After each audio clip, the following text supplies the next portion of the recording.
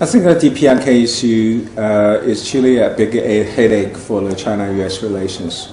I think the reason, of course, is very multiple. First of all, both countries, compete on what kind of format both sides could just rely on to realize the denuclearization. For example, then China put the priority on restoration six-party talk. But the U.S., on contrary, just to emphasize, without the DPRK, some sort of very good conditional, the move on denuclearization, then there's no way the U.S. would like to talk to the DPRK. So I think both sides actually very, very argue on what condition the talk should just resume. So then, I think it's one thing just to still keep both sides, at a different position. The second is how to respond to the DPRK's some sort of very, very stubborn, request for their security. I think it's also the points to keep the U.S. and China apart.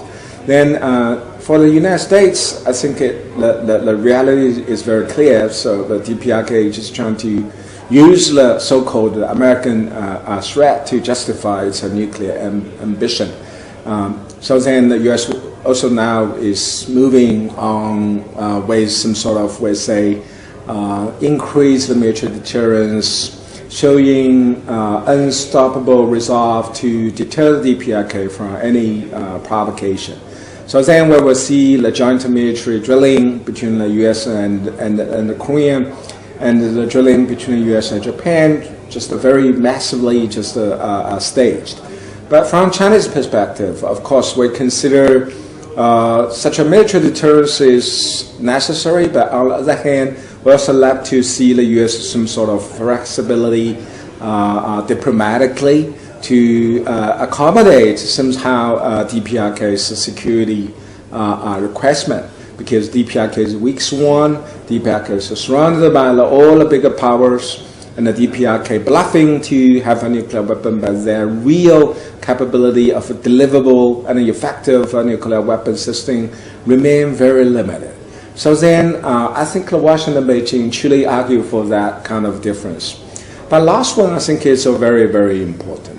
I mean, how to live with some sort of such a family control, military first, military policy first, and then Beijing strategy announced DPRK. So China consider the sanction is absolutely necessary, but the sanction is just a tool rather than some sort of end.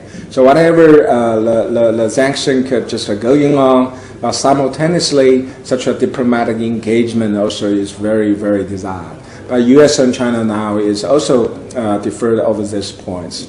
So conclusively, we have to say China-U.S. need to still working together, because denuclearization of the DPRK is not just bring the peace and stability to Korean Peninsula. It's also a very important driver for the security cooperation between Beijing and Washington. As long as two big powers, just like the U.S. or China, can still, shaking hand, working out a very effective way to denuclearize DPRK, then Northeast Asia regional security could also be just improved, and some sort of tension between the bigger power could also very, very hopefully mitigated. So for that kind of a purpose, I'm still very, very convinced, the U.S. or China, whoever, whatever they disagree, but they still need realistically and gradually just to figure out a way to lead to the denuclearization.